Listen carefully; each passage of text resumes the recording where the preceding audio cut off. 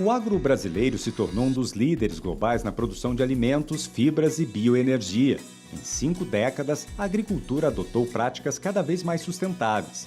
A produção de grãos aumentou mais de 5 vezes, com elevação de apenas 60% na área plantada. A produção de milho e trigo cresceu mais de 240% e a de arroz 300%. A bovinocultura aumentou seu plantel 2 vezes e a área com pastagens foi reduzida.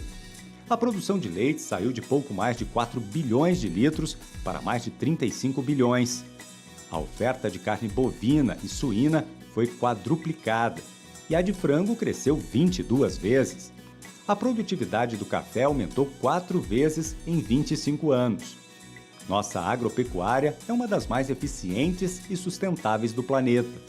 Ela incorporou parte das terras degradadas dos cerrados aos sistemas produtivos. Hoje, os cerrados respondem por quase 50% da produção de grãos. Essas conquistas tiraram o país da condição de importador de alimentos e o tornaram um grande produtor e exportador mundial. Isso foi fruto do empreendedorismo dos produtores e da adoção de inovações tecnológicas. A empresa brasileira de pesquisa agropecuária, Embrapa, teve papel fundamental nesse processo. Com sua capilaridade geográfica e temática, a Embrapa atua em diferentes cadeias produtivas e estágios da produção. As tecnologias da Embrapa transformaram as paisagens rurais e há ainda um enorme potencial a ser explorado. No cenário mundial do pós-pandemia, surgem novos desafios. Só a tecnologia será capaz de fornecer informações e recursos para enfrentá-los. A agricultura movida à ciência, nas últimas 5 décadas, criou as bases para o Brasil assumir esse protagonismo. E para falar sobre os desafios tecnológicos da agropecuária brasileira, o pesquisador Evaristo de Miranda conversa com o presidente da Embrapa, o agrônomo Celso Moretti, doutor em produção vegetal, membro do Conselho Superior do Agronegócio da Federação das Indústrias do Estado de São Paulo, e do Global Panel on Agriculture and Food System for Nutrition. Olá, bem-vindos ao Brasil Verde, um programa dedicado à sustentabilidade da agropecuária brasileira. E a nossa sustentabilidade é movida à inovação, movida à tecnologia. E a Embrapa, a empresa brasileira de pesquisa pecuária, nas últimas décadas teve um papel decisivo, não é, na transformação da agropecuária brasileira e também nos seus ganhos em sustentabilidade. E hoje, para falar sobre toda a experiência, nós temos aqui a presença do Celso Moretti, presidente da Empresa Brasileira de Pesquisa Agropecuária. Bem-vindo ao Brasil Verde, Celso. Obrigado, Evaristo. Uma grande satisfação estar com você e todos aqueles que nos acompanham aqui no Brasil Verde. A alegria é nossa, Celso. Os brasileiros, você sabe toda a proporção guardada, assim como os americanos, os norte-americanos têm orgulho da NASA, não é? No Brasil nós temos orgulho da Embrapa, nós temos orgulho da Embrapa. Mas antes da gente falar da Embrapa, conta um pouco para nós a sua história, Celso. Você é paulista, não é? E terminou aí presidente da Embrapa. Como é que foi esse itinerário para chegar a essa tão alta responsabilidade onde você está hoje? Tá bem, eu sou paulista de Santo André, ali no ABC, e uma região industrial, então eu cresci no meio ali da indústria automobilística, na indústria de autopeças, né? E só que todos os anos, nas férias, eu passava férias ali na região de São Carlos, Piracicaba, né, e Olímpia, Araraquara, e comecei a observar, né, aquele setor agrícola, aquele agro pujante, a citricultura paulista, a indústria da cana-de-açúcar, enfim, crescendo, e aquilo me motivou, diferentemente dos meus colegas que foram fazer engenharia mecânica, engenharia elétrica, medicina, enfim, direito, né, eu tomei a decisão de fazer agronomia, né, e por uma série de circunstâncias acabei indo estudar em Viçosa, onde fiz o curso de agronomia, e logo no final ali do curso de agronomia me interessei pela área de pesquisa e desenvolvimento, então fiz mestrado na área de produção vegetal, iniciei o doutorado em Viçosa e depois fui para os Estados Unidos, né, onde fiquei 2 anos ali na Universidade da Flórida, em Gainesville, trabalhando com tomate, que foi ali a cultura que naquele momento eu havia, enfim, abraçado no meu trabalho de doutorado.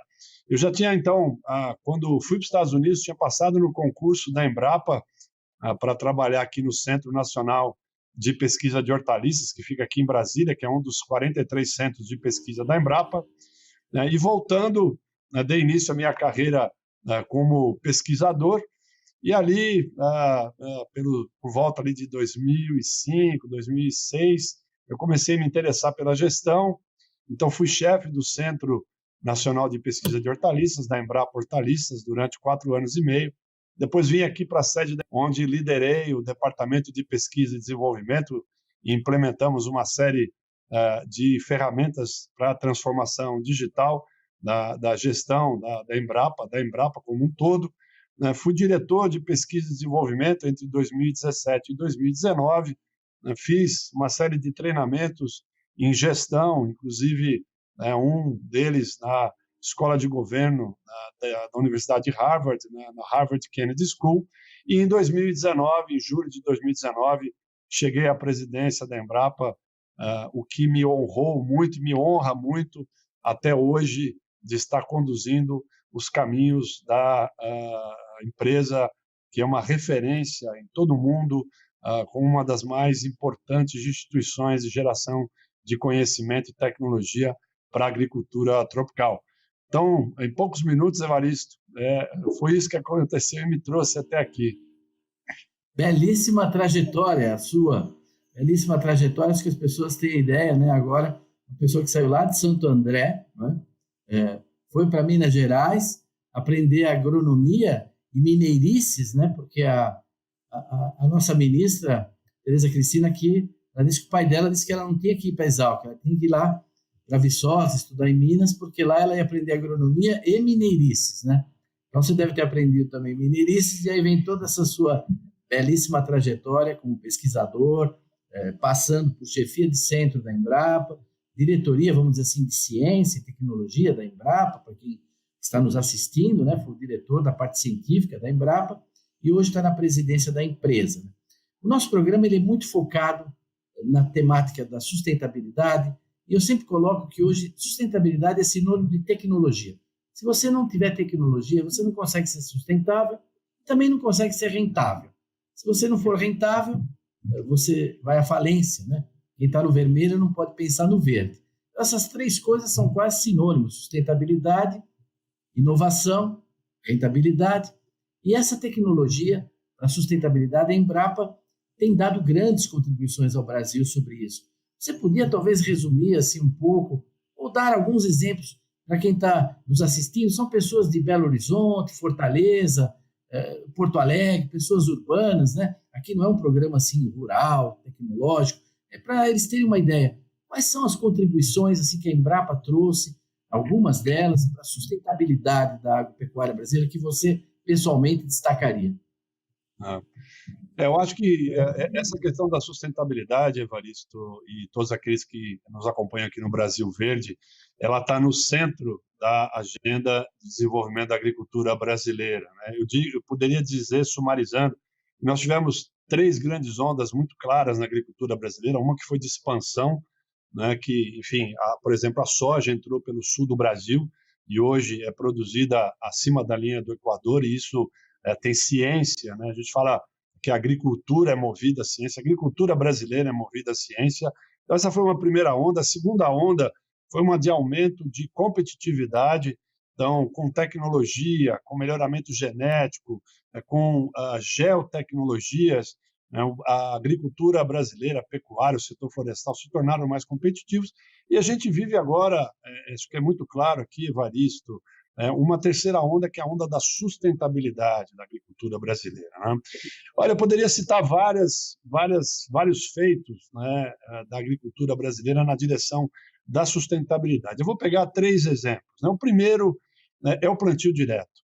Hoje nós temos aí quase 50 milhões de hectares de agricultura em plantio direto, né? Eu, por exemplo, Evaristo, quando estava lá em Viçosa, na década de 80, estudando agronomia, né, o professor ensinava que a gente tinha que arar e gradear o solo 2 vezes, né, para poder fazer o plantio, né, porque naquela época não se conhecia a tecnologia de plantio direto, né, e a gente sabe que o solo, né, ele é um grande sumidouro, né, um grande armazenador de carbono. Então, o plantio direto, né, que é esse plantio sobre a palha, que, como eu disse, está em quase 50 milhões de hectares, né, foi uma grande tecnologia desenvolvida aqui nos trópicos, com participação muito importante da Embrapa, né, que possibilita, né, que a agricultura brasileira seja mais sustentável. Né? A Celso, segunda Celso, frente, Evaristo, eu diria Celso, que é. só Sim, para dizer para quem está nos assistindo, né? Então, em resumo, a agricultura brasileira não ara a terra. Quer dizer, esses quase 50 milhões de hectares, quer dizer, a soja, o milho, tudo que a gente produz é sem arar mais a terra, né?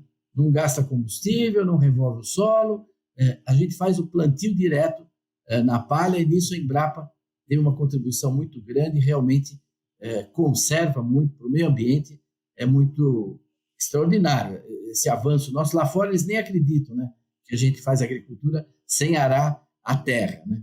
Desculpa eu te sem interromper, dúvida. mas por favor, continue.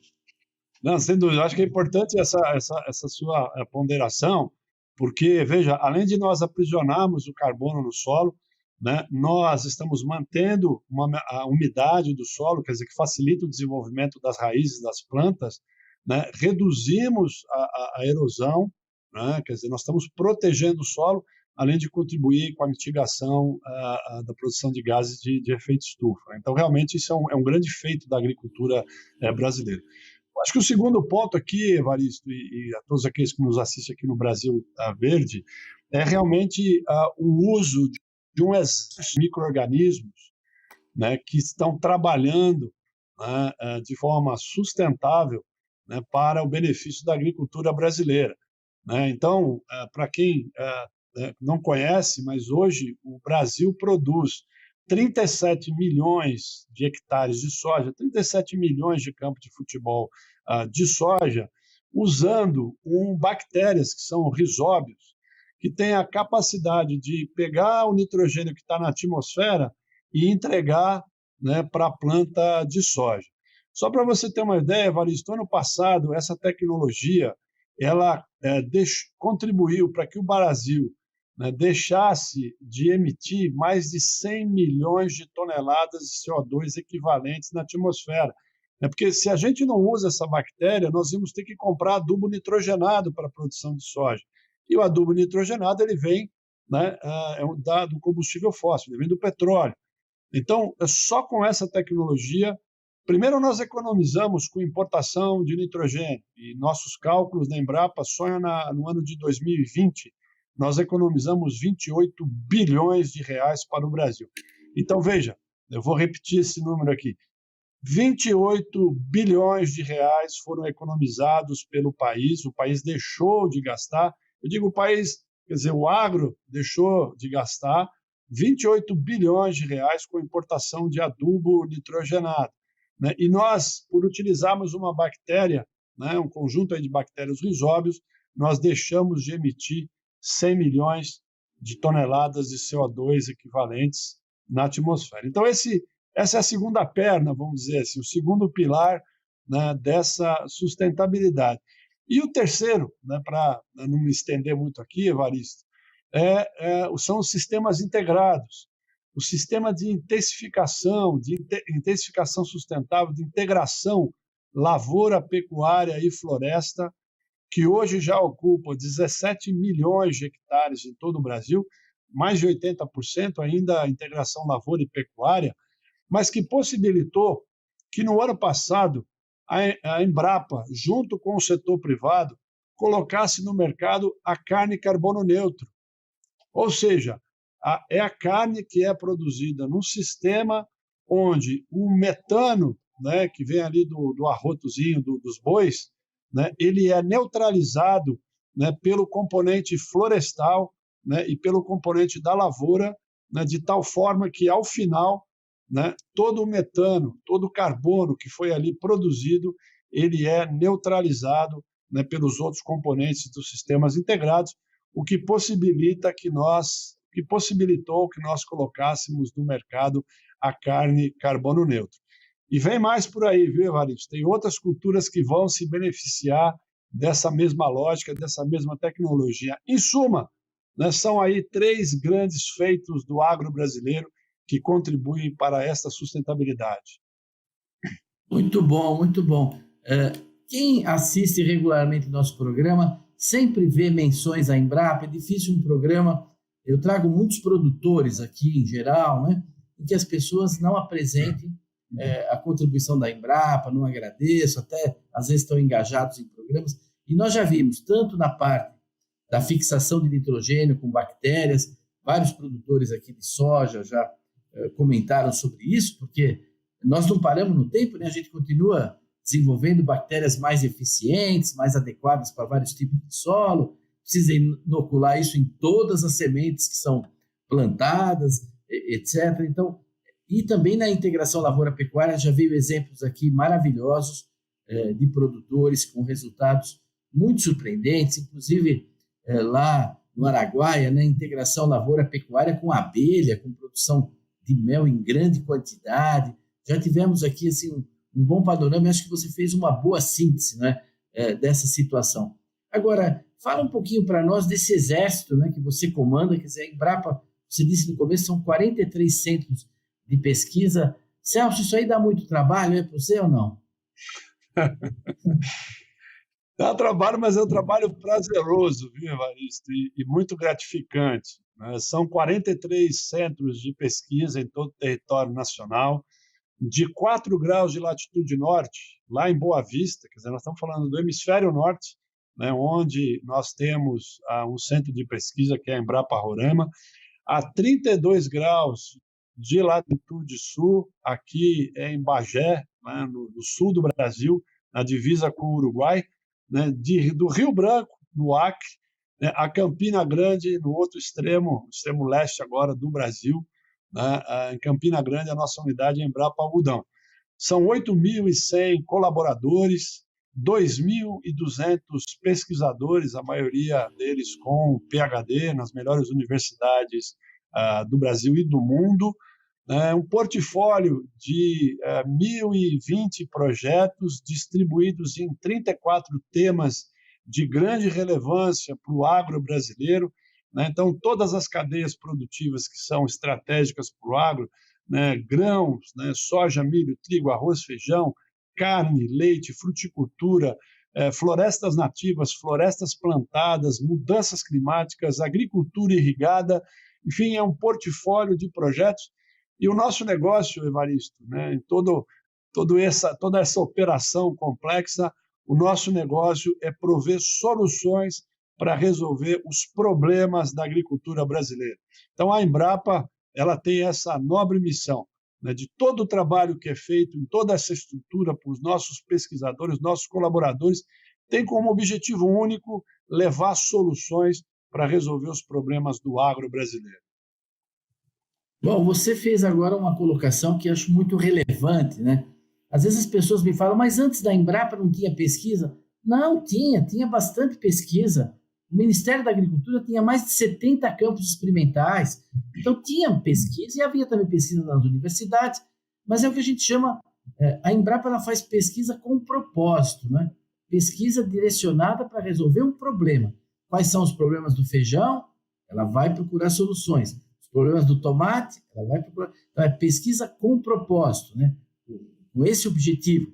E, às vezes, na universidade, até naquela estrutura antiga, você fazia pesquisa em função do interesse do pesquisador, da área que ele tinha se formado, de coisa que ele conseguia financiamento.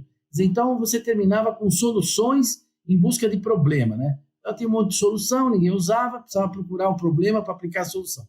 A Embrapa, no geral, ela faz também pesquisa, às vezes até quase básica, né, em temas de ponta, mas a Embrapa ela tem essa característica, acho que por isso que o Brasil avançou muito, ela deveria e busca estar vinculada com a realidade da agricultura brasileira. Agora, você acha, eu não sei, eu queria te perguntar, não é um desafio hoje para que a Embrapa e os pesquisadores se deem conta e fiquem próximos dessa realidade, entendam as mudanças da agropecuária brasileira, inclusive as próprias mudanças na produção de ciência? Não é só mais a Embrapa, hoje em dia você tem empresas privadas com orçamentos enormes, etc. Como é que é esse desafio de se aproximar da realidade brasileira, conhecer os desafios da realidade brasileira nos institutos, nas instituições de pesquisa? Sem dúvida, Evaristo, é um enorme desafio. Quando eu cheguei aqui em julho de 2019, conversando com a nossa ministra, a Tereza Cristina, ela me colocou uma série de desafios, né, uma série de encomendas, e um deles foi aproximar ainda mais, aumentar essa aproximação da Embrapa com o setor produtivo. Porque quando você está junto ao setor produtivo, né, você pode conhecer mais e melhor dos problemas, né, traduzir esses problemas em projetos, né, que vão levar soluções. Nós temos uma máxima que eu tenho colocado aqui para os nossos gestores das unidades, né, e veja, Evaristo, nesses 24 meses, né, nós fizemos uma renovação do nosso quadro de gestores, das 43 unidades, nós já renovamos os gestores de 32 unidades, que é um processo natural, um processo meritocrático que nós temos na Embrapa, e que eu digo para eles, sempre que eles chegam na gestão, né, tem uma conversa longa, mas uma das coisas que eu coloco é o seguinte: quem não mede, não gerencia.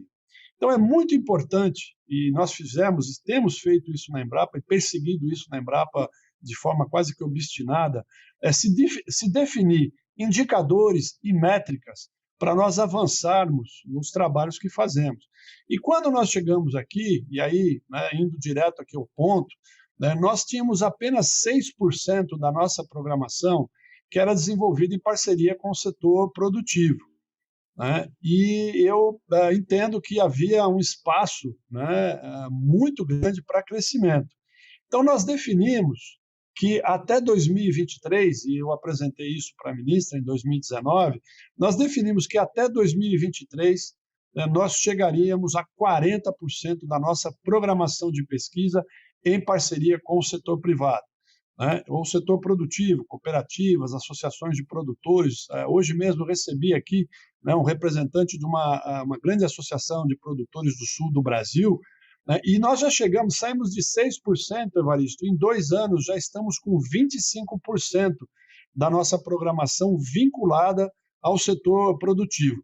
Isso é uma amostra cabal, né, de que essa recomendação, essa orientação e esse acompanhamento das nossas unidades, né, tem dado resultado, porque nós temos uma métrica, né, para avaliar e medir, né, essa aproximação com o setor produtivo. Alguém pode estar perguntando, mas por que 40%? Por que não 100% da programação da Embrapa em parceria com o setor produtivo? Né? Isso é uma boa pergunta, e a resposta nós precisamos desenvolver pesquisa para resolver problemas atuais, né, da agricultura brasileira, né, mas nós não podemos deixar de pensar em problemas que vão afligir o produtor brasileiro daqui 5, 10 ou 15 anos, e que muitas vezes o produtor, né, enfim, a cooperativa, eles não estão enxergando, não estão conseguindo vislumbrar, né, essa questão. Né? Então, nós fizemos agora mesmo isso com o feijão. Né? Nós desenvolvemos um feijão, né, que é resistente a uma doença chamada fogo selvagem do feijoeiro, né, que não chegou no Brasil ainda, né, mas já está pronto esse feijão com essa resistência, está armazenado no nosso banco genético, né, e essa doença já chegou na América do Sul, na Colômbia e na Venezuela, segundo relatos, e se ela chegar ao Brasil, a Embrapa já está pronta para apoiar a cadeia produtiva do feijão com uma variedade resistente ao fogo selvagem. Então é isso, Evaristo, né? Colocar os nossos pesquisadores próximos ao setor produtivo, conhecendo os problemas, mas também tendo a capacidade de antever um futuro. Olha, Celso, nós estamos concluindo o nosso programa. Olha como passa rápido o tempo. Eu acho que você fez uma explanação excelente, não é? Mostra mesmo também as suas qualidades aí como comunicador, não é? Você apresentou as contribuições para a sustentabilidade, a estrutura da empresa e como nós temos que nos aproximar do setor produtivo e também antever esse futuro. Eu te passo a palavra realmente para 30 segundos finais aí e nós vamos encerrar o programa. Muito obrigado pela sua participação, viu? Obrigado, Evaristo. Foi um prazer enorme estar aqui com você. É impressionante, né? A gente sabe que 25, 30 minutos na TV é uma eternidade, mas passa muito rápido.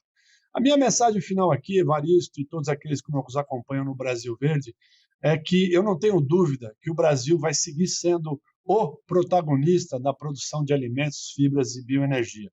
Nós já alimentamos 800 milhões de pessoas em todo o globo terrestre, exportamos para mais de 200 países. Não tenho dúvidas que vamos passar a barreira dos 300 milhões de toneladas de grãos muito brevemente, né? Nós vamos fazer isso baseando-se em dois pilares. Primeiro, nós vamos aumentar a eficiência, aumentar a nossa produtividade das cadeias produtivas.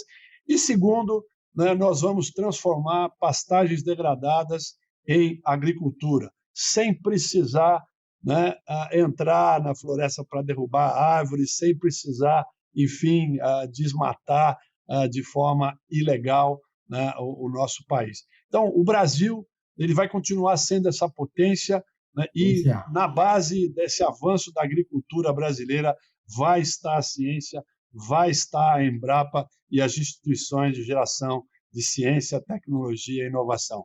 Então, muito obrigado, Evaristo. Um grande prazer falar com você e a todos aqui do Brasil Verde. Um grande abraço e até a próxima. Muito obrigado. Um grande abraço a todos os empregados da Embrapa, a todos os pesquisadores, a você. E nos vemos de novo aqui, a semana que vem, no Brasil Verde. Até lá!